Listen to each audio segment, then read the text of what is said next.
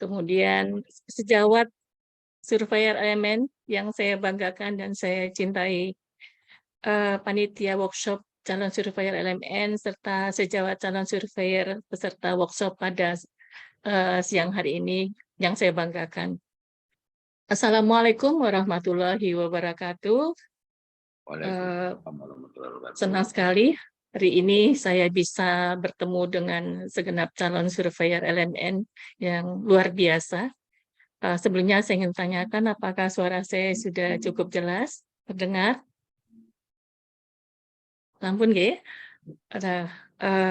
Saya katakan calon surveyor elemen ini luar biasa karena saya mengikuti kegiatan workshop ini mulai awal sampai hari ini yang terakhir ya, kecuali yang kedua yang tentang mutu ya kalau nggak salah saya tata kelola mutu, kemudian yang terakhir ya manajemen risiko.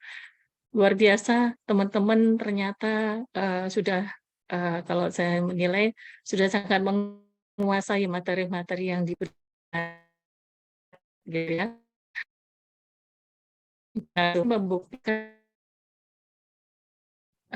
Bapak Ibu ternyata begitu antusias dan semangatnya luar biasa untuk belajar materi-materi yang sudah kami share ya, apa yang perlu dipelajari untuk bahan pelatihan maupun sebagai surveyor nantinya. Bapak Ibu, pada kesempatan ini saya diberi tugas untuk memberikan materi tentang manajemen fasilitas kesehatan dan keselamatan. Manajemen fasilitas keselamatan terintegrasi dengan K3. Kita ketahui bahwa program ini bukan hal yang baru lagi, terutama di Puskesmas, karena sudah kita laksanakan sebenarnya, tapi di standar yang baru ini kita mengenal dengan program MFK. Ya, baik, saya izin share ya untuk persiapan ini. Saya mohon izin untuk persiapan share materi saya. Ini, oke. Apakah materi saya sudah terlihat?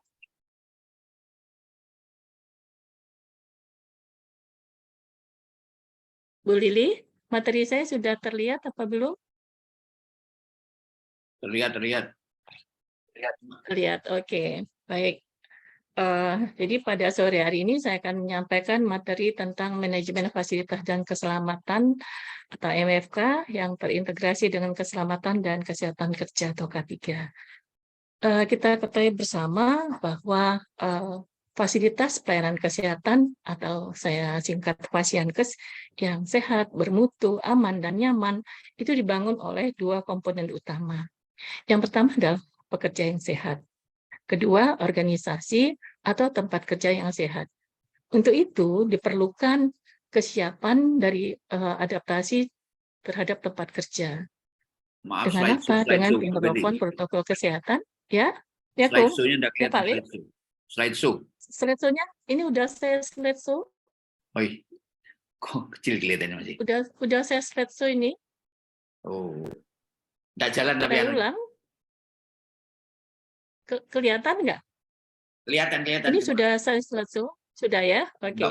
Saya lanjutkan aja. Jadi untuk ini memerlukan kesiapan adaptasi tempat kerja. Dengan cara apa? Dengan penerapan protokol kesehatan dan penerapan K3 di Fasyankes. Bapak Ibu, sebelum saya lanjutkan, saya ingin memberikan informasi bahwa materi MFK ini nanti pada saat Bapak Ibu menjadi surveyor, untuk Puskesmas, materi ini menjadi tugas dari surveyor UKPP. Ya. Jadi memang ini berada di bab 1, tetapi materi ini nanti menjadi tugas dari surveyor UKPP 14 terdiri dari 8 kriteria. Kemudian untuk surveyor tata kelola sumber daya dan UKM, ini nanti akan melaksanakan survei di klinik untuk materi MFK. Jadi begitu ya, sehingga program MFK ini benar-benar harus kita kuasai, baik itu surveyor UKPP maupun surveyor PKSDU. Nah, sebagaimana kita ketahui di dalam program K3 disebutkan bahwa Pasienkes adalah tempat kerja yang memiliki resiko tinggi. Untuk itu diperlukan penerapan K3 dan protokol kesehatan. Nah, tempat kerja wajib memberikan perlindungan bagi seluruh petugas yang ada di pasienkes tersebut. Nah, program K3 ini merupakan satu bentuk perlindungan terhadap petugas, ya, dan sebagai salah satu elemen penilaian saat ini di dalam penilaian akreditasi. Dengan penerapan K3, maka diharapkan akan menciptakan tempat kerja yang sehat, aman, dan nyaman. Pekerja yang sehat dan produktif, serta akan meningkatkan pelayanan mutu kesehatan. Sehingga pasienkes wajib menyediakan fasilitas yang aman dan suportif, baik bagi pasien, keluarga, staf, dan pengunjung. Serta fasilitas fisik, peralatan medis, dan peralatan lainnya harus dikelola secara efektif. Oleh sebab itu, pasienkes harus mengupayakan kegiatan-kegiatan, upaya-upaya untuk mengurangi dan mengendalikan bahaya dan risiko di tempat kerja atau di pasienkesnya, kemudian melakukan upaya-upaya untuk mencegah kecelakaan dan cedera, serta memelihara kondisi yang aman. Nah, program K3 ini terdiri dari 2 komponen. Yang pertama adalah sistem manajemen K3, dan yang kedua adalah penerapan dari standar K3. Sistem manajemen K3 ini, sebagaimana manajemen yang lain, harus dikelola dengan prinsip P1, P2, P3. Ada 5 tahapan. Yang pertama adalah penetapan kebijakan K3, kedua perencanaan, ketiga pelaksanaan, keempat pemantauan dan evaluasi, kelima peninjauan dan peningkatan kinerja. Di mana kegiatan-kegiatan SMK 3 ini terintegrasi dengan kegiatan-kegiatan yang ada di MFK. Maaf, Nah, slide-nya adapun tidak jalan berarti. Maaf. Slide-nya tidak jalan. nggak jalan. Ya. Slide-nya cuma Ini yang kayak kok.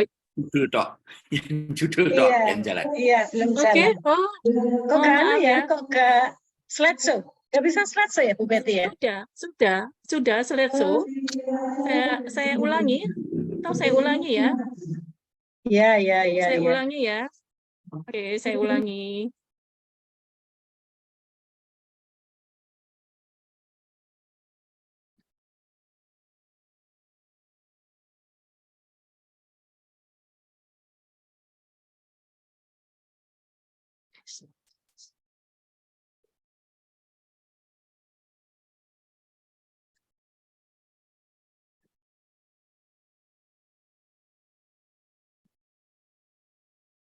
Saya pikir udah tadi, karena nggak ada yang memberitahu.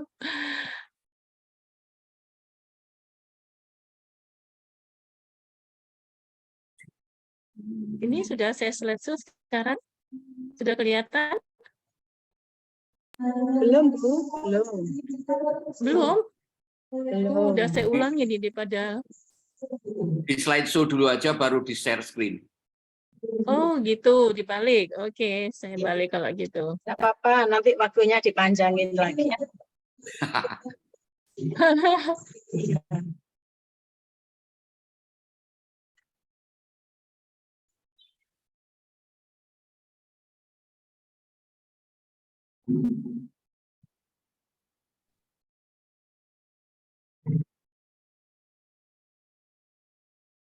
Ini sudah?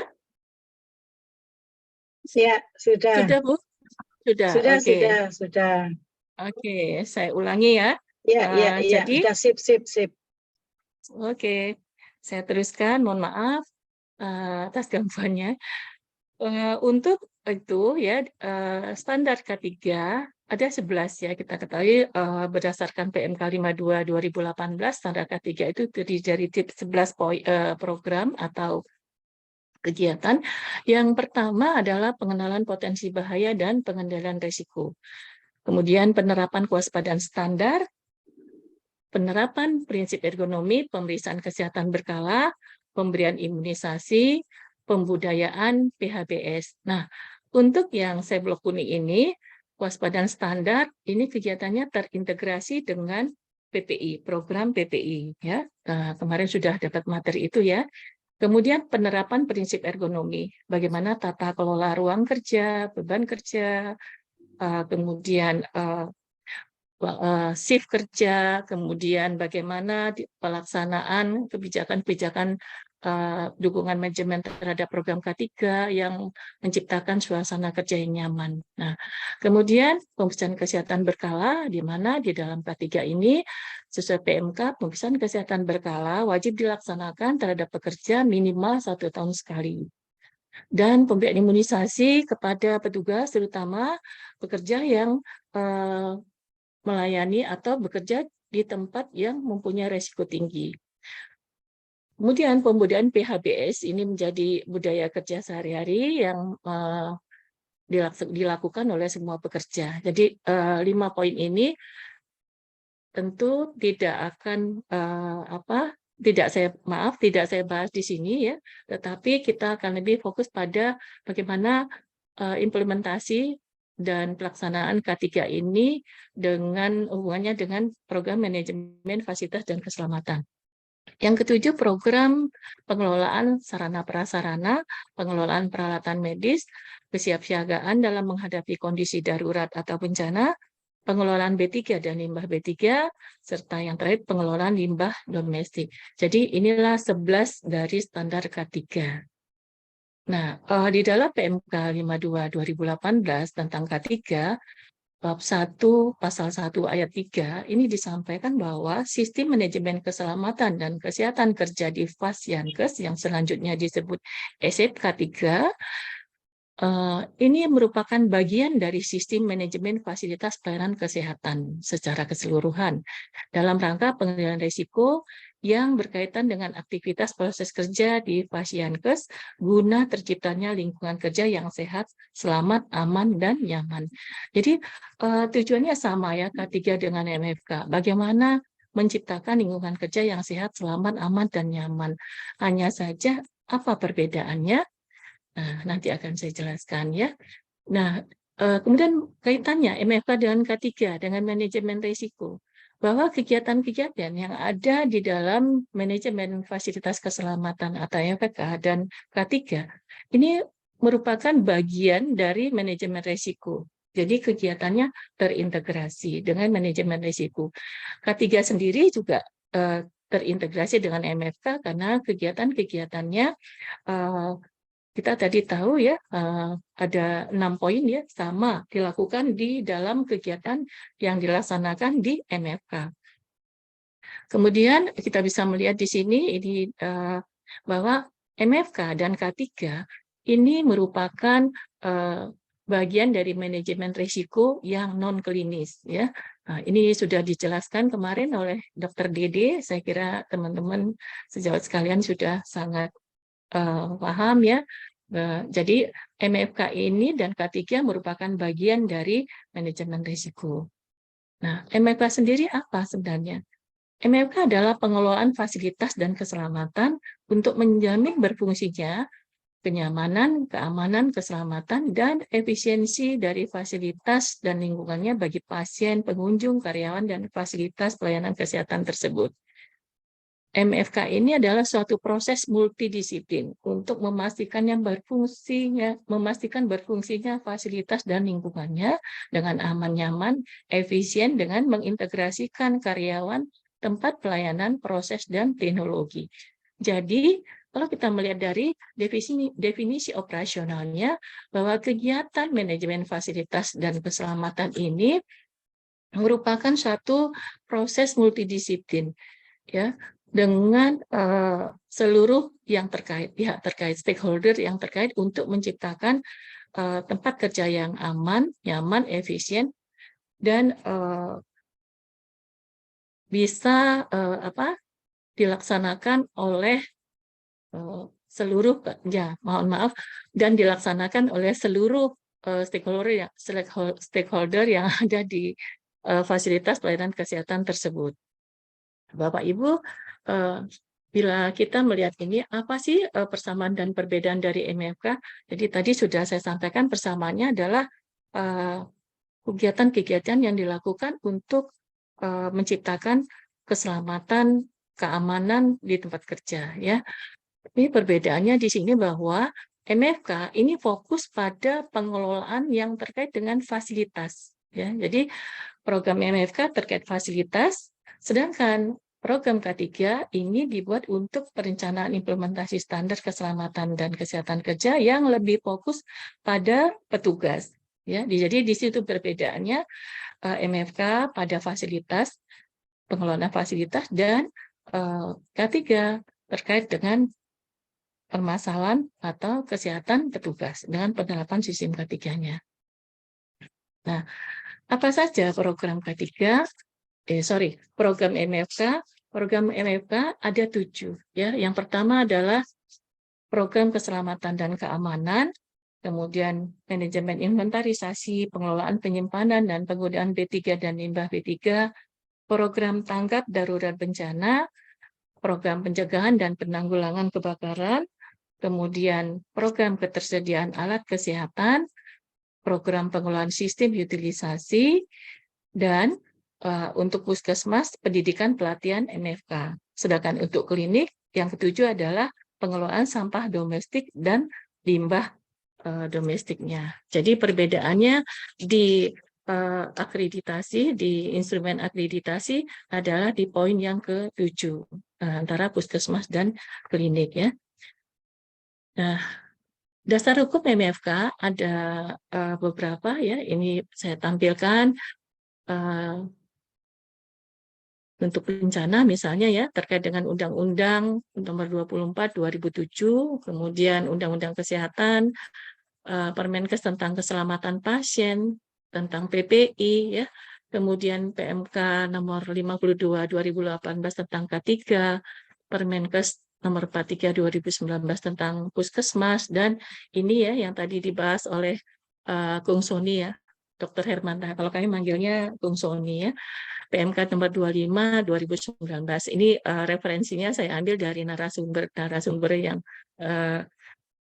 pada saat kegiatan dengan Kemenkes, ya. Jadi memang untuk FKTP lebih condong ke arah Permenkes yang nomor 11 2017 tentang keselamatan pasien, ya. Nah, apa sebenarnya kegiatan pokok dari program MFK ini? Nah, sama seperti program-program yang lain, bahwa kegiatan MFK ini terintegrasi dengan manajemen yang ada di puskesmas atau di klinik. Ya, jadi merupakan salah satu kegiatan atau program yang ada di Fasyankes tersebut. Nah, untuk tahap awal, pimpinan Fasyankes menetapkan petugas penanggung jawab atau koordinator atau membentuk tim MFK. Nah, ini semua tentu tergantung dari situasi dari masing-masing Fasyankes tersebut, baik jumlahnya, kompetensi petugasnya, ya. Jadi bisa dibentuk tim atau bisa satu orang sebagai penanggung jawab MFK, ya. Setelah itu disusun pedoman atau program serta SOP-SOP yang terkait dengan manajemen fasilitas keselamatan yang nantinya sebagai acuan dalam pengelolaan MFK. Nah, untuk menyusun program MFK ini harus disusun secara kolaboratif oleh semua stakeholder dari 7 program tadi dan pihak-pihak yang terkait di dalam penyusunan RUK dan RPK. Sorry, ini kurang RPK-nya, ya. Jadi tim manajemen puskesmas ini juga harus dilibatkan di dalam menyusun program MFK ini. Karena apa? Karena semua kegiatan-kegiatan yang ada di MFK tentu memerlukan dukungan dari manajemen Fasyankes tersebut. Ya, walaupun draftnya diawali oleh masing-masing penanggung jawab subprogram tadi. Kemudian pemilik atau pimpinan Fasyankes wajib untuk menyediakan sumber daya, mulai tenaga, sarana prasarana, dana. Sehingga diharapkan dengan penyediaan sumber daya ini bisa dilaksanakan secara optimal program MFK ini sesuai dengan kebutuhan Fasyankes. Kemudian di dalam proses pelaksanaan mulai perencanaannya, kemudian pelaksanaan dan pengendaliannya, tentu diperlukan juga koordinasi lintas program dan lintas sektor. Karena apa? Program MFK ini juga banyak terkait dengan kegiatan-kegiatan yang lain dan lintas sektor. Di dalam pelaksanaan program MFK ini, selalu harus diingat bahwa manajemen risiko ini menjadi kegiatan yang menjadi dasar dari MFK itu. Oleh sebab itu, pada saat kita mulai menyusun program MFK, dilakukan dulu identifikasi dari masing-masing area yang beresiko. Dan ini dilaksanakan setahun sekali oleh masing-masing program atau subkegiatan tadi ya, yang 7 tadi. Jadi dilakukan dulu identifikasi dan ditetapkan area-area beresikonya, kemudian disusun prioritas-prioritas masalah yang ingin dituntaskan tahun tersebut, tahun berjalan. Kemudian dilakukan juga penyusunan HFA, HVA ya, Hazard Vulnerability Assessment ya. Kemudian dilakukan monitoring evaluasi secara periodik. Ya, ini dilaksanakan minimal 3 bulan sekali terhadap pelaksanaan dan pengelolaan MFK. Kemudian dalam proses pelaksanaan ini juga dilakukan analisa masalah-masalah yang timbul dan dilakukan tindak lanjut perbaikan-perbaikan untuk program MFK ini. Kemudian pelaporan program MFK ini sama seperti program K3 ya, dilaksanakan minimal 6 bulan sekali ya. Ini adalah salah satu contoh dari struktur organisasi Puskesmas di mana kita bisa melihat di sini penanggung jawab bangunan sarana dan peralatan ini bertanggung jawab langsung pada kepala Puskesmas. Kemudian untuk K3 dan MFK bertanggung jawab kepada manajemen mutu. Ini ada di PMK 43 2019 ya Bapak Ibu, untuk Puskesmas, khususnya untuk Puskesmas ya, Puskesmas perkotaan dan Puskesmas pedesaan. Tetapi untuk klinik atau puskesmas di daerah terpencil, tentu kita harus menyesuaikan dengan situasi kondisi setempat. Jadi jangan dipaksakan struktur organisasinya harus seperti ini. Tapi yang standarnya, yang seperti apa di dalam PMK 43, di lampirannya ya akan terlihat seperti ini. Jadi K3 MFK itu di bawah manajemen mutu. Nah, ini adalah contoh dari struktur organisasi MFK. Ya. Mungkin nanti bisa disesuaikan tentunya dengan jumlah tenaga dan kompetensi tenaga yang dimiliki. Nah, kemudian untuk program MFK sendiri, tadi sudah saya sampaikan kita harus menyusun pedoman atau programnya, ya. Dan ini akan menjadi acuan di dalam pelaksanaan MFK baik oleh petugas yang bersangkutan maupun oleh tim ya. Nah, sistematikanya ada 9 ini, tetapi Bapak Ibu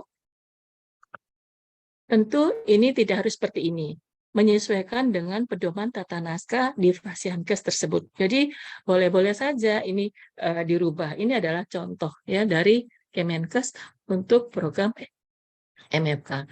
Jadi pendahuluan ya, dan latar belakang berisi tentang hal-hal umum, kemudian hal-hal yang terkait dengan pentingnya MFK dilaksanakan, kemudian data-datanya mungkin dimunculkan di sini, kejadian-kejadian yang pernah terjadi, kemudian resiko-resikonya menjadi latar belakang. Kemudian tujuan umum tentu untuk menciptakan tempat kerja yang aman, nyaman, dan seterusnya ya.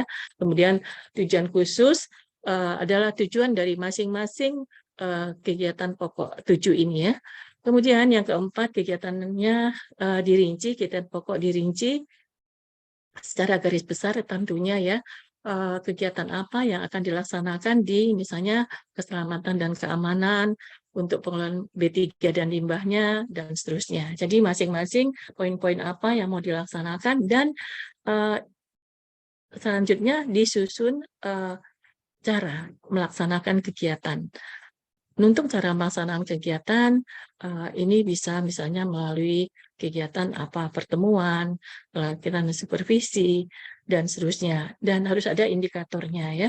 Kemudian sasaran, jadwal pelaksanaan, serta evaluasi pelaksanaan.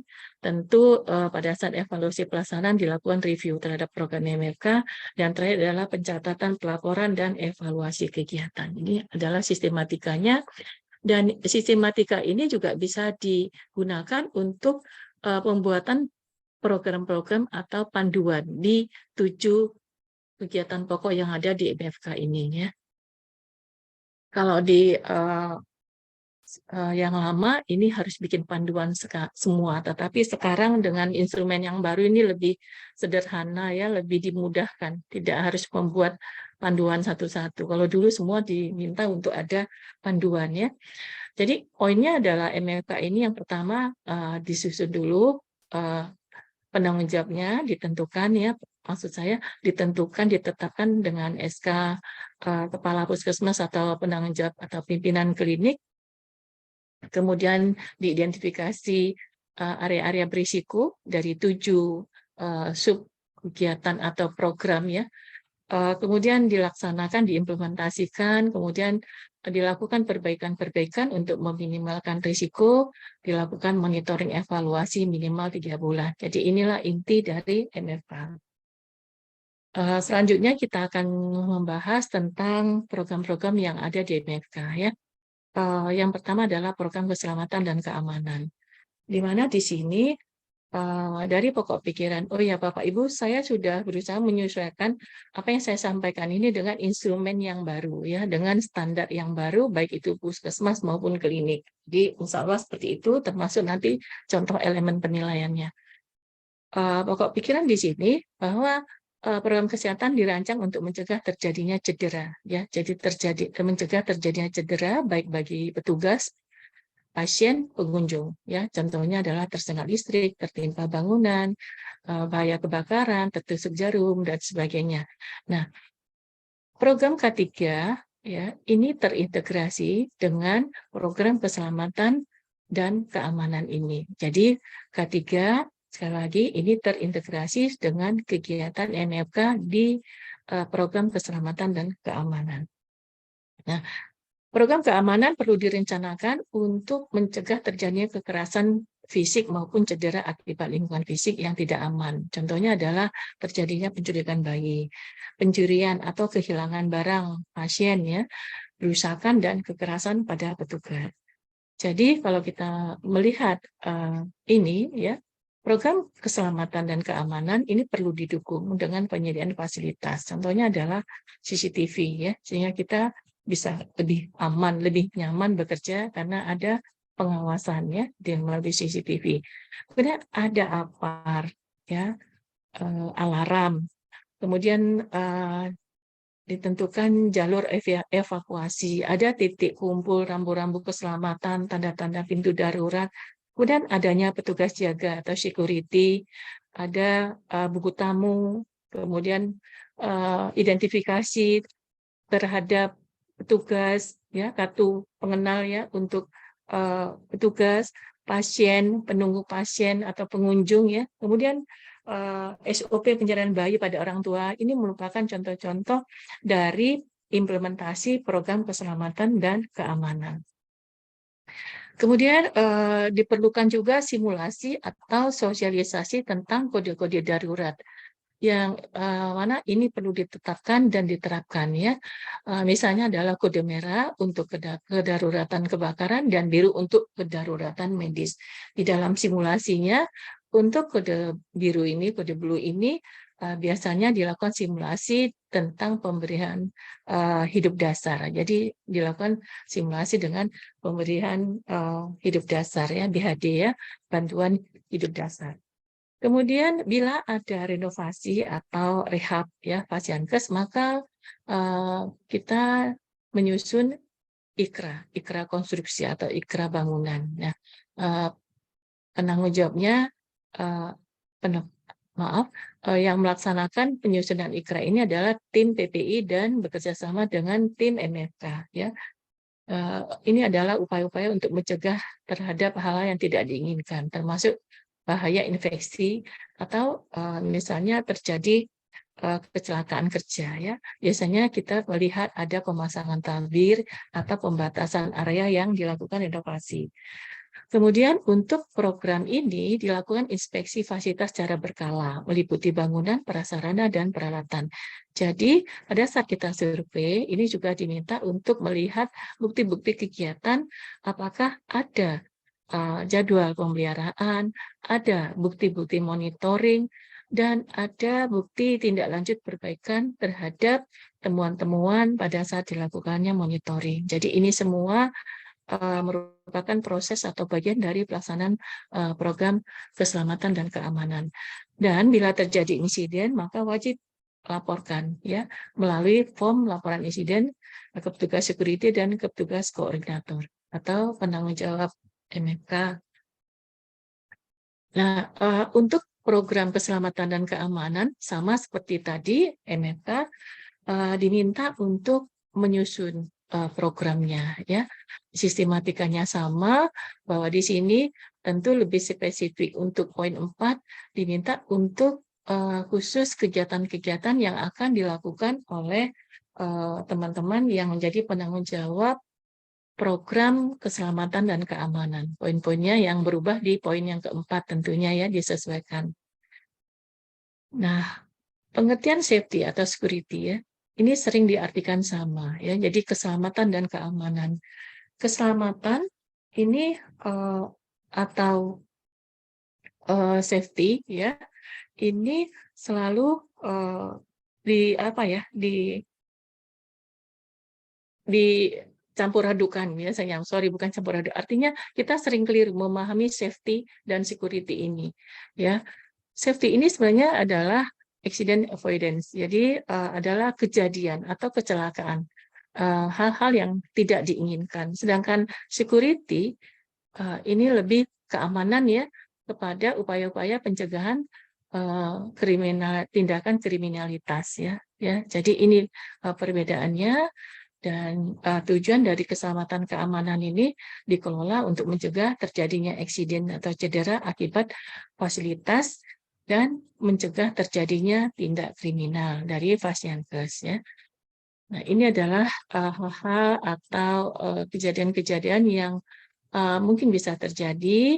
Oleh sebab itu kita Fasiankes ya maksudnya agar melakukan upaya-upaya supaya terhindar dari kondisi-kondisi yang saya contohkan ini ya. Jadi misalnya adalah terhindar dari tindak kekerasan fisik maupun seksual ya, pelecehan ya, maksudnya pelecehan seksual, terhindar dari bahaya kebakaran dan seterusnya.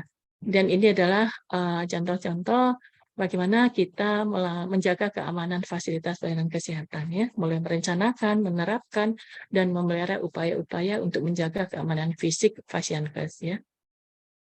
Nah, ini contoh dari kode kedaruratan ya. Jadi untuk kode blue, kode red ini wajib dipahami ya terutama oleh petugas atau pekerja.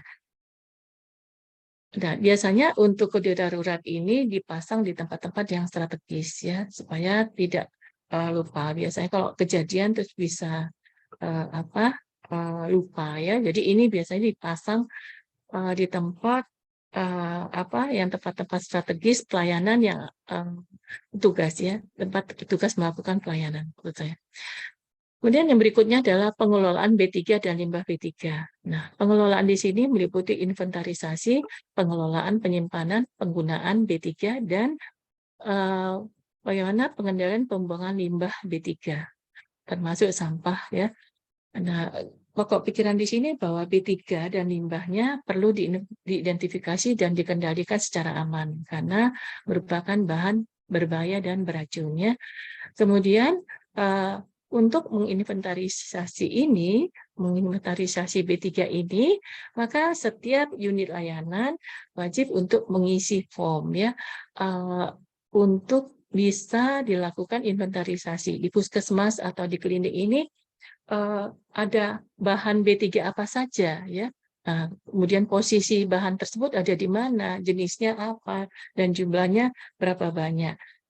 Serta untuk limbah, di mana tempat penyimpanan ini tentu harus sesuai dengan peraturan perundang-undangan. Nah, daftar inventaris keberadaan B3 ini harus dimutakhirkan sesuai dengan perubahan yang terjadi. Misalnya, pada saat digunakan, tentu jumlahnya akan berkurang. Kemudian ada pengadaan. Ya. Nah, jadi ini harus selalu dimutakhirkan. Dan di tiap bahan B3 ini, harus disertai dengan MSDS, ya, yaitu lembar data keselamatan. Nah, kemudian Fasiankes ini diwajibkan juga untuk melakukan pengolahan limbah yang sesuai standar ya. Nah, apabila Memungkinkan Pasienkes semuanya memiliki IPAL, tapi bila tidak, tentu bisa bekerja sama dengan pihak ketiga. Dan tentu semuanya harus dilakukan sesuai dengan peraturan perundang-undangan. Kemudian ada laporan analisa dan tindak lanjut bila terjadi tumpahan atau paparan atau pajanan terhadap B3 atau limbah B3. Implementasinya nanti akan lebih dijelaskan oleh narasumber kita berikutnya, yaitu Dr. Hari Purwanto. Insya Allah teman-teman nanti akan lebih paham ya dengan materi-materi yang disampaikan oleh beliau. Ini adalah dasar hukum pengelolaan B3 dan limbah B3. Nanti bisa Bapak Ibu sejawat baca ya. Kemudian kita refresh aja apa sebenarnya B3 itu. Jadi B3 adalah bahan bisa berupa zat, energi, atau komponen lain yang karena sifat atau konsentrasinya dan atau jumlahnya, baik secara langsung maupun tidak langsung, dapat mencemarkan dan atau merusak lingkungan hidup dan atau dapat membahayakan lingkungan hidup, kesehatan, kelangsungan hidup manusia, serta makhluk hidup lainnya. Ini sesuai dengan yang terdapat di dalam Peraturan Pemerintah Nomor 74/2001 tentang definisi B3 dan limbah B3. Ya. Tujuannya adalah untuk mencegah dan atau mengurangi risiko dampak B3 terhadap lingkungan hidup, kesehatan manusia, dan makhluk hidup lainnya. Pengelolaan B3 dan limbah B3, bagaimana caranya? Yang pertama, ya harus melakukan dulu kita identifikasi dan inventarisasi ya terhadap B3 tadi sudah saya jelaskan dan limbahnya. Kemudian memastikan bagaimana pengelolaannya, mulai penyimpanan, pewadahan, dan seterusnya ya, sesuai dengan karakteristik sifat dan jumlah dari B3 itu sendiri. Kemudian di setiap B3 tersedia lembar MSDS ya.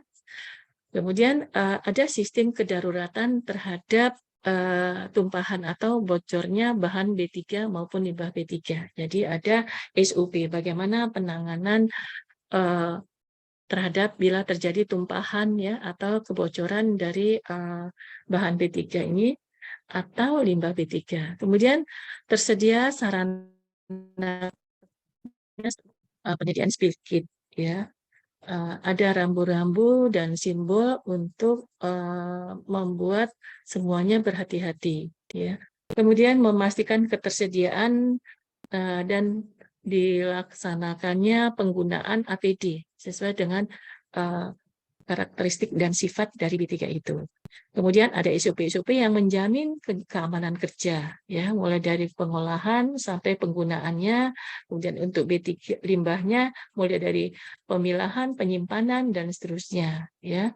Kemudian bila kita bekerja sama dengan pihak ketiga, ya, untuk pengelolaan limbah ini, maka wajib membuat kesepakatan adanya jaminan keamanan kerja bila terjadi kegagalan pada saat perusahaan tersebut melakukan pengelolaan bahan atau limbah B3 yang dilaksanakan oleh petugas-petugasnya. Ini yang paling penting dimasukkan ya dan menjadi indikator kinerja dari pihak ketiga ya. Nah, hal yang perlu diperhatikan oleh Pasienkes ya adanya simbol dan label dari B3, penyimpanannya, ketersediaan, kemudian wadah pembuangan, ketersediaan MSDS ya, kemudian wadah untuk pembuangan, pengangkutan ke tempat TPS-nya, kemudian penyimpanan sementaranya apakah sesuai dengan standar, kemudian pembuangan limbah, kemudian apa yang akan dilakukan jika terjadi tumpahan atau pajanan ya. Ini terkait juga dengan program PPI. Nah, ini adalah bagaimana B3 ini selalu disertai dengan label dan simbol-simbol yang tentu harus kita pahami ya, terutama kita petugas yang menggunakan B3 ini.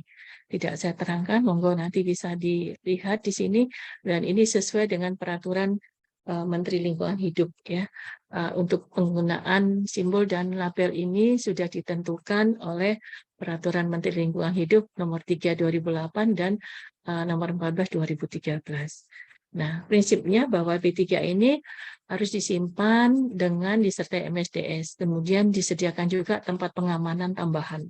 ya untuk mencegah hal yang tidak diinginkan. Kemudian ditempatkan di tempat yang cukup terang, mempunyai ventilasi atau penghawaan yang baik, suhu yang sesuai, dan first in first out ya, FIFO seperti obat ya, mana yang lebih dulu datang itu yang lebih dulu digunakan, dan juga dengan memperhatikan kedaluarsanya. Kemudian dilakukan monitoring. Ini adalah contoh-contoh bagaimana penyimpanan B3 ini dilakukan. Ada simbol-simbol, label-label, kemudian ada lembar MSDS ya yang disiapkan di tempat di mana B3 ini berada. Nah, ini ya mungkin kita tidak menyadari bahwa sebenarnya kita sering menggunakan ya. Misalnya contohnya adalah ini ya, pemutih ya. Pemutih ini juga merupakan bagian dari B3 salah satu. Nah, kemudian persyaratan terkait dengan ketersediaan BDS. Ini harus ada di tempat kerja dan karyawan harus paham ya. Bisa berupa bentuk cetak atau elektronik. Jika hilang harus digantikan dalam waktu 30 hari maksimal. Kemudian B3 tidak boleh digunakan selama MSDS itu tidak tersedia. Karena apa? Karena MSDS ini berisi informasi tentang karakteristik kemudian bahan dari B3 itu apa? Apakah bahan yang mudah korosif, mudah terbakar, mudah meledak, dan sebagainya. Dan juga MSDS ini berisi tentang tata cara penanganan atau pertolongan pertama bila terjadi pajanan atau terpapar dari B3 ini. Jadi B3 MSDS ini harus tersedia ya, dan ini juga harus dipahami oleh semua petugas. Ini contohnya ya. Ini adalah penyediaan sarana keselamatan spill kit ya, contohnya untuk mengantisipasi bila terjadi tumpahan ya, B3 atau limbah B3.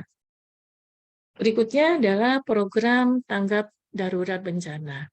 Nah, Fasiankes menyusun, memelihara, melaksanakan, mengevaluasi program tanggap darurat, baik itu tanggap darurat terhadap bencana internal maupun eksternal. Nah, kita ketahui bahwa semua Fasiankes harus ikut bertanggung jawab terhadap antisipasi terhadap kemungkinan terjadinya bencana ya. Jadi bencana internal misalnya terjadinya gempa bumi ya. Kalau gempa bumi ini bisa internal, bisa eksternal ya. Kemudian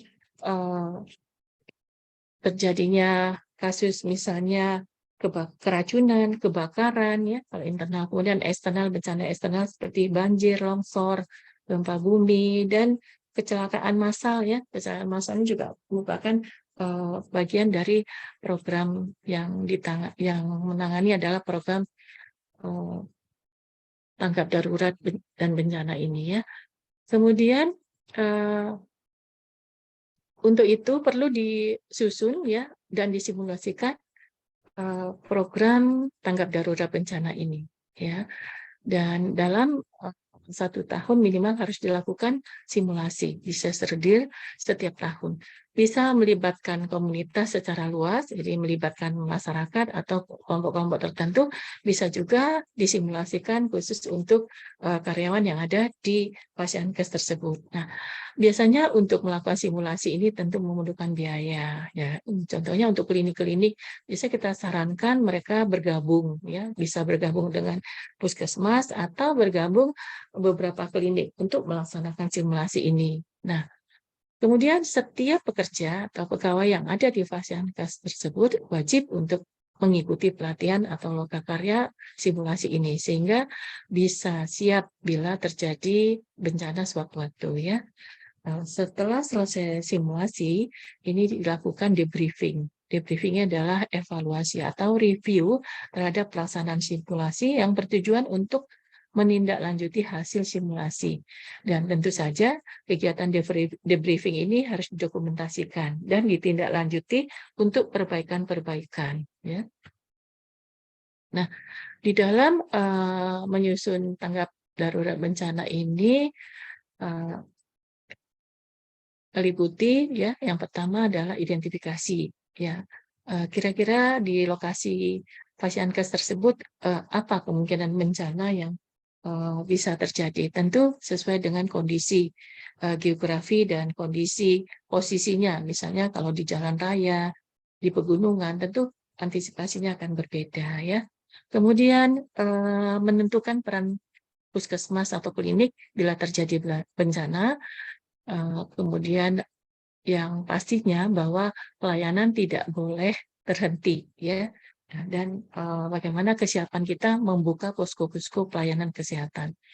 Kemudian yang ketiga, strategi komunikasi bila terjadi bencana. Bagaimana komunikasi kita di internal maupun dengan lintas sektor. Kemudian manajemen sumber daya, kemudian penyediaan pelayanan dan alternatifnya selama terjadinya bencana, kemudian identifikasi peran dan tanggung jawab setiap karyawan atau petugas, kemudian bagaimana peran kita di dalam tim koordinasi dengan lintas sektor dan sumber daya masyarakat yang lain. Jadi kita peran kita sebagai apa? Biasanya kita memang diminta untuk berada di pos-pos pengungsian ya untuk membuka pelayanan kesehatan. Nah, ini ada dasar hukumnya.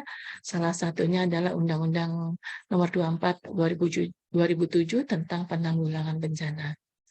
Nah, ada 4 tahapan ya dalam manajemen kedaruratan bencana. Yang pertama adalah dalam situasi normal ya, belum terjadi bencana, kemudian situasi terdapat potensi bencana, kemudian situasi pada saat tanggap bencana dan penanganan bila bencana tersebut terjadi. Jadi ini adalah tahapan respon. Kemudian yang keempat adalah recovery atau pemulihan ya, yaitu rehabilitasi, pengembalikan masyarakat yang tertimpa bencana kepada kondisi normal. Ini yang perlu kita pahami tentang tahapan-tahapan atau manajemen kedaruratan bencana. Berikutnya adalah program pencegahan dan penanggulangan kebakaran. Jadi di sini Fasiankes menyusun, memelihara, melaksanakan, dan melakukan evaluasi terhadap upaya-upaya pencegahan dan penanggulangan kebakaran, termasuk sarana evakuasi. Karena semua Fasiankes tentu berisiko terhadap terjadinya kebakaran ini. Untuk itu perlu disusun program ya kesiapsiagaan bila terjadi kebakaran ya. Kemudian apa yang perlu dilakukan, upaya pencegahan apa yang perlu dilakukan, kemudian pengadaan sarana prasarana apa yang perlu disiapkan bila terjadi untuk antisipasi terjadinya kebakaran, dan bagaimana pemeliharaannya serta bagaimana pelaksanaan bila terjadi kebakaran ya. Nah, oleh sebab itu dilakukan inspeksi, pengujian dan pemeliharaan terhadap sistem proteksi kebakaran ya. Nah, sistem proteksi kebakaran ini ada yang aktif maupun pasif ya. Yang aktif misalnya adalah sprinkler, detektor panas ya, detektor asap. Kemudian untuk yang pasif misalnya jalur evakuasi, pintu darurat, tangga darurat, dan tempat titik kumpul. Untuk itu perlu dilakukan juga simulasi dan evaluasi tahunan terhadap program ini. Jadi simulasi kesiapsiagaan kita menghadapi kebakaran, juga evaluasi terhadap kesiapsiagaan sistem proteksi kebakaran. Di samping itu, merokok yang kita tahu juga merupakan salah satu sumber terjadinya kebakaran, maka untuk itu Fasiankes wajib untuk menetapkan kebijakan larangan merokok di lingkungannya. Jadi kita tahu bahwa kewajiban semua sarana kesehatan dan sarana pendidikan ini untuk menetapkan larangan merokok. Ini ada peraturannya ya. Nah, untuk itu program pencegahan dan penanganan kebakaran ini diharapkan juga menyusun jadwal rencana dan penjadwalan kegiatan ya, dimulai tentunya dengan identifikasi risiko. Lokasi mana yang kemungkinan terjadi bisa kebakaran, misalnya kalau di puskesmas ya dapur gitu ya, dan tempat-tempat tertentu yang mudah atau berpotensi terhadap kebakaran tempat lainnya ya. Kemudian sistem proteksi kebakarannya, ketersediaan sarananya perlu dilakukan pemeliharaan yang baik. Jangan sampai pada saat kita ingin melakukan simulasi baru ketahuan kalau misalnya aparnya udah kedaluarsa, misalnya seperti itu. Kemudian dilakukan juga pengujian ya terhadap sistem produksi ini secara periodik. Ya, jadi contohnya adalah pada saat kita melakukan simulasi. Kemudian meningkatkan SDM melalui edukasi dan simulasi, menerbitkan kebijakan larangan merokok, dan memantau kepatuhan kebijakan larangan merokok. Jadi ini tidak hanya kepada pengguna Fasiankes, tetapi juga kepada pekerja atau karyawan. Ya, jadi kita jangan sampai justru kita sendiri ya yang melanggar peraturan yang kita buat. Ya. Nah, kemudian untuk pengujian pemeliharaan pencegahan kebakaran ini perlu ya tadi sudah saya sampaikan diperhatikan kelengkapannya, kemudian kelayakan dari sisi produksi, proteksi dan sarananya ya, kemudian kelayakan dari sarana jalur dan tanda petunjuk area evakuasi. Kadang-kadang kita melihat ya tanda-tanda petunjuk area evakuasi ini sudah hilang ya, stiker, karena stiker bisa saja hilang ya, bisa cepat sendiri atau karena sudah terlalu lama ya, jadi jatuh, kemudian posisinya tidak sesuai ya, terlalu tinggi atau terlalu rendah. Nah, ini juga perlu kita perhatikan. Kemudian uji coba terhadap sistem proteksi ini dengan simulasi tentunya pemasangan label tanda bahaya di lokasi yang berisiko kebakaran, kemudian pemeriksaan pengujian pemeliharaan. Ini dilakukan minimal setahun sekali ya. Dan evaluasi dokumentasi dan update jika perlu ya untuk pengujian sarana proteksi kebakaran ini dan pemeliharaannya. Ini adalah peraturan yang mendasari kebijakan larangan merokok, yaitu Undang-Undang RI Nomor 32 2010 ya. Untuk itu perlu disosialisasikan tentang larangan merokok di sarana kesehatan untuk pencegahan kebakaran ya. Kemudian perlu dipantau apakah tingkat kepatuhan ya, baik itu kepada petugas maupun kepada pengunjung atau pengguna layanan. Kemudian dilakukan evaluasi ya. Dan tentu saja semua kegiatan ini perlu didokumentasikan dengan baik. Ini adalah contoh-contoh sistem proteksi aktif ya. Smoke detector, alarm ya, biasanya di tempat sarana-sarana umum ya. Ini kita sering lihat sprinkler ya. Kemudian fire suppression ini misalnya karung goni ya. Biasanya kita melihat ini misalnya di tempat pom bensin ya, ada karung-karung goni. Nah, ini adalah pemasangan yang benar ya untuk tempat apar ya. Jadi paling tinggi atau maksimal tingginya 120 cm, kemudian dari lantai ketinggiannya 15 cm. Jarak antara apar satu dengan lainnya maksimal 25 meter. Ini ada peraturannya ya. Kemudian bagaimana penggunaan apar, bagaimana kita membawa apar tersebut dan bagaimana menggunakan apar tersebut, tentu harus kita perhatikan petunjuk penggunaannya ya. Dan untuk itulah pemeliharaan apar ini sangat penting ya, karena sampai pada saat menggunakan tuas atau pulpinnya ini rusak atau bahannya ini sudah expired ya. Ini sistem proteksi pasif ya, sarana evakuasi. Yang penting bahwa titik kumpul ini tidak boleh di dalam gedung. Jadi harus di luar gedung di tempat yang paling aman ya. Nah, ini adalah persyaratan ya yang harus kita perhatikan pada saat kita membuat jalur evakuasi ya, bebas dari rintangan, kemudian pintu harus menghadap keluar, lebar pintu minimal 120 cm, kemudian jalur evakuasi tidak mengecil ya, tetapi justru diharapkan semakin melebar ya. Kemudian ada tanda jalur arah evakuasi, kemudian tanda-tanda ini terlihat jelas ya di tempat yang posisi mudah terlihat, kemudian titik kumpul di luar area gedung atau di tempat terbuka ya. Kemudian bangunan kalau lebih dari satu tersedia tangga atau rem ya untuk memenuhi kebutuhan, terutama rem ini untuk mereka yang mempunyai keterbatasan fisik ya. Kemudian untuk petugas evakuasi, biasanya kita sering melihat di Fasiankes dipasang petugas piket ya, ini ya dengan helm-helm yang berwarna-warni ini ya.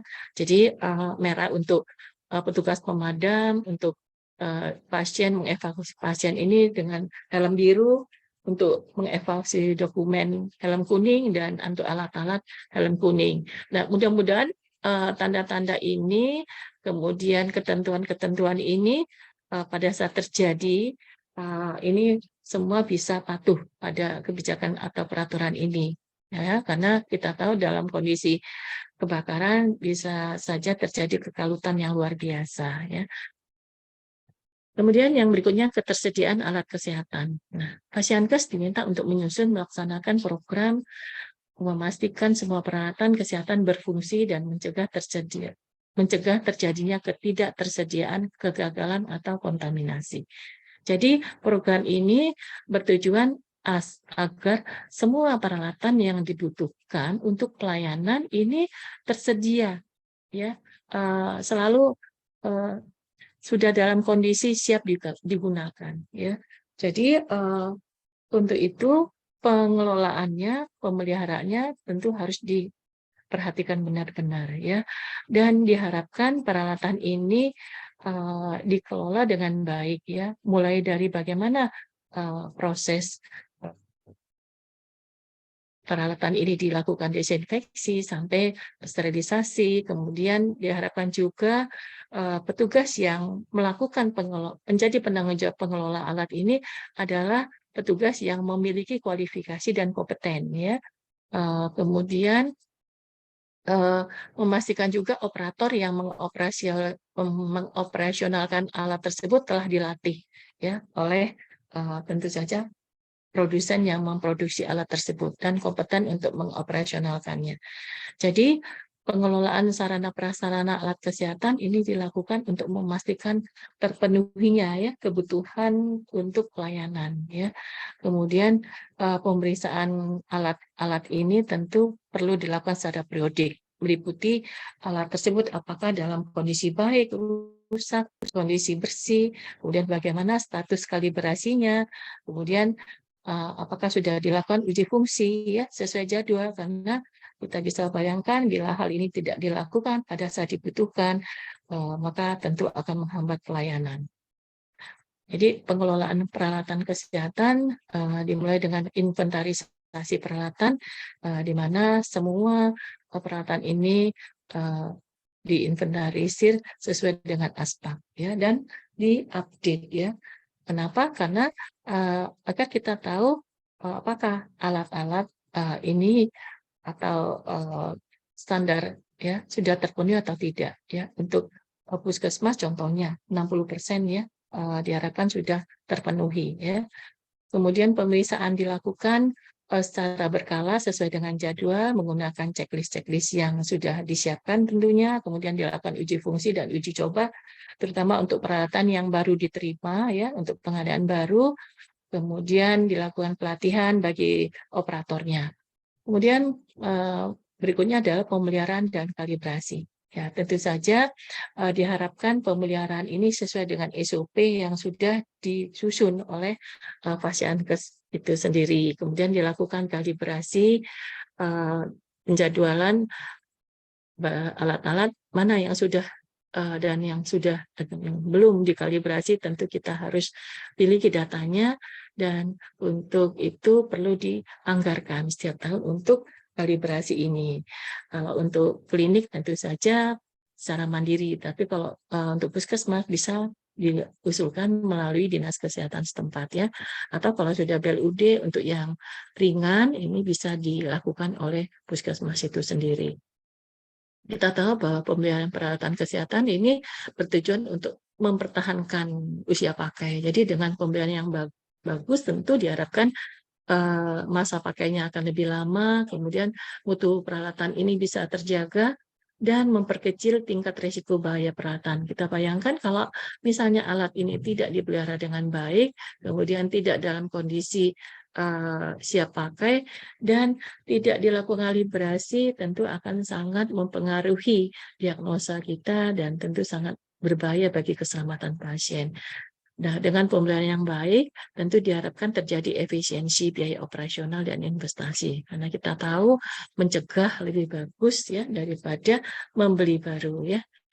Ini adalah contoh bagaimana pengadaan alat baru dilakukan pemeriksaan fisik, kemudian dilakukan uji fungsi, dilakukan pelatihan oleh teknisi dari pabrikan tentunya, ya. Jadi operatornya dilatih, kemudian dilakukan uji coba. Kemudian bagaimana pemeliharaan alat-alat tersebut, ya, baik oleh penanggung jawab ruangan maupun penanggung jawab sarana prasarana. Ya, tentu untuk itu perlu kita perhatikan kartu pemeliharaannya apakah sudah terisi sesuai dengan jadwal pemeliharaannya, kemudian apakah tersedia SOP-SOP untuk peralatan alkes tersebut. Berikutnya adalah program ketersediaan utilitas. Ya. Fasiankes diharapkan menyusun melaksanakan program untuk memastikan semua sistem utilitas berfungsi dan mencegah terjadinya ketidaktersediaan, kegagalan, dan kontaminasi. Jadi hampir sama dengan tadi untuk pengelolaan alat. Ya. Jadi diharapkan Fasiankes benar-benar mengelola sistem utilitas ini. Karena apa? Kita tahu bahwa ini sangat terkait dengan kelancaran pelayanan apapun, ya. Dan sistem utilitas ini perlu diinventarisir, ya, meliputi air, listrik, gas medis, dan sistem penunjang seperti genset, panel listrik, perpipaan air, ventilasi, sistem jaringan, dan teknologi informasi. Ya, ini adalah sistem penunjang, ya, genset, panel listrik, perpipaan. Untuk itu perlu dilakukan pemeliharaan dengan baik, ya. Nah, khusus untuk air, listrik, dan gas medis ini wajib untuk disiapkan atau tersedia 24 jam selama 7 hari. Ya, jadi harus disediakan juga cadangan, ya. Jadi untuk terjaminnya ketersediaan ini perlu cadangan, ya, baik itu cadangan air, listrik maupun gas medis, ya. Kemudian pemeliharaan sarana penunjang seperti genset, ini tentu diperhatikan jangan sampai pada saat mau digunakan ternyata bahan bakarnya tidak tersedia atau habis. Kemudian panel listrik, ya, jangan sampai terjadi konsleting karena terlalu penuh atau kabel-kabelnya sudah dimakan tikus misalnya. Kemudian ada kebocoran di dalam perpipaan, ya. Nah, untuk itu perlu dijaga dan dipelihara ketersediaannya untuk mendukung kegiatan pelayanan. Ya. Untuk khusus penyediaan air bersih, ini diharapkan dilakukan uji kualitas air secara periodik. Ya. Kalau sesuai peraturan ini dilaksanakan 6 bulan sekali. Ya. Jadi poin dari pengelolaan sistem utilitas ini adalah ketersediaan listrik, air, dan gas medis selama 7 hari 24 jam, ya, dan kemudian penyiapan cadangannya, ya. Kemudian dilakukan identifikasi dan ketersediaan terhadap sistem utilitas yang lain, tadi sudah saya jelaskan. Kemudian ditetapkan area beresiko terhadap kegagalan listrik dan air, misalnya ada kebocoran atau ada kabel-kabel yang belum diperbaiki, misalnya. Pemeriksaan air, ya, minimal 6 bulan sekali kualitasnya, jangan sampai kita menggunakan air yang ternyata banyak mengandung E. coli misalnya, ya. Kemudian pemeliharaan sistem utilitas, ya, sama seperti sarana prasarana yang lain tentu harus dijadwalkan kapan dilakukan inspeksi, kapan dilakukan servis atau perbaikan-perbaikan, ya. Yang terakhir adalah diklat, pendidikan pelatihan bagi petugas untuk memahami program manajemen fasilitas kesehatan. Jadi, Fasiankes menyusun melaksanakan pendidikan manajemen fasilitas keselamatan. Ya, oleh sebab itu manajemen atau pimpinan dari Fasiankes perlu menyediakan anggaran, ya, dan ini juga terintegrasi dengan kriteria di bab 1 yaitu 133 dukungan terhadap peningkatan kompetensi petugas, ya. Oleh sebab itu anggaran atau dana untuk diklat ini perlu disiapkan di dalam RUK maupun RPK Fasiankes, ya. Nah, pendidikan ini bisa dilaksanakan melalui edukasi, pelatihan, in-house training, workshop, ataupun lokakarya. Tentu tergantung dari ketersediaan dana dan juga kemudahan-kemudahan yang bisa kita laksanakan di Fasiankes tersebut. Jadi sebagai tahapan awal tentu diperlukan sosialisasi dulu terhadap program MFK. Jadi diklat yang pertama adalah tentang program MFK. Kemudian baru diklat-diklat yang lain terkait dengan program MFK. Jadi ini adalah 6 materi yang perlu dilakukan pendidikan dan pelatihan kepada petugas, yaitu tentang workshop tentang MFK, kemudian untuk pengoperasian dan pemeliharaan peralatan, pengoperasian dan pemeliharaan sistem utilitas, pelatihan pengelolaan B3, limbah B3, dan pelatihan apa. Ya, jadi ini yang wajib dilaksanakan, sedangkan yang lain tentu menyesuaikan dengan kondisi dan situasi, misalnya ditambahkan pelatihan PPI dan seterusnya. Nah, Bapak Ibu, terakhir saya ingin menyampaikan tentang standar akreditasi yang saya ambil dari instrumen klinik ya. Jadi instrumen klinik tentang tata kelola klinik ya, TKK 3 itu adalah tentang MFK. Di situ ada 10 elemen penilaian, tapi saya akan membahas 5 ya, akan mencontohkan 5 bagaimana kita melakukan penilaian atas survei untuk menilai pelaksanaan program MFK di Fasiankes tersebut. Ini saya ambil dari keputusan Direktur Jenderal ya, ke Dirjen ya, yang terbaru ya. Ya, jadi ada 5 EP, ini saya contohkan. Nah, untuk kemudahan penilaian tentu kita menyusun dalam bentuk HERDOS ya. Untuk kelengkapan bukti ini, ya oke, udah mau selesai, kurang 2 slide. Jadi untuk EP yang pertama, contohnya adalah tersedia bukti perizinan sesuai dengan peraturan perundangan yang berlaku. Di sini diminta D. Maka nanti kita perlu melihat apakah ada daftar perizinan, kemudian dalam daftar perizinan tersebut kita melihat apakah lampiran-lampirannya sudah sesuai dengan daftar. Ini tentu saja disesuaikan dengan kondisi dan situasi di Fasiankes tersebut ya. Jadi tidak semua ini harus ada ya. Contohnya adalah izin operasional untuk TPS gitu ya. Nah, kalau misalnya untuk IPAL ya bisa saja dengan pihak ketiga. Jadi MOU ini yang menjadi bukti untuk adanya izin ini ya. Kemudian izin operasional, izin transporter dan sebagainya. Kemudian ada program manajemen risiko. Kemarin pada saat Zoom dengan Kemenkes disampaikan, ini sebenarnya kalimat ini harusnya program manajemen fasilitas dan keselamatan, tetapi tidak dilakukan revisi lagi ya karena sudah ditandatangani, tetapi ini tidak terlalu dipermasalahkan karena memang FK ini merupakan bagian dari manajemen risiko. Jadi tadi sudah saya jelaskan dengan sistematika yang 9 tadi, masing-masing ini disusun dan disahkan oleh penanggung jawab Fasiankes ya, baik itu klinik maupun puskesmas. Kemudian EP yang ketiga, tersedia data inventaris ya untuk sarana prasarana yang ada. Jadi terdapat daftar inventaris, kemudian diminta di sini RDOW ya. Jadi ada SOP, kemudian ada daftar inventaris, kemudian ada dokumen bukti pemeliharaan, kemudian untuk O-nya dilakukan pengamatan terhadap bukti-bukti pemeliharaannya, bagaimana sarana prasarana tersebut dilaksanakan pemeliharaannya, mulai dari kebersihan, kerapian, kondisinya, dan seterusnya. Kemudian dilakukan wawancara terkait bagaimana pengelola sarana tersebut melakukan pemeliharaan sarana yang ada. EP yang keempat, tersedia bukti pelaksanaan pengamanan dan pengawasan akses keluar masuk.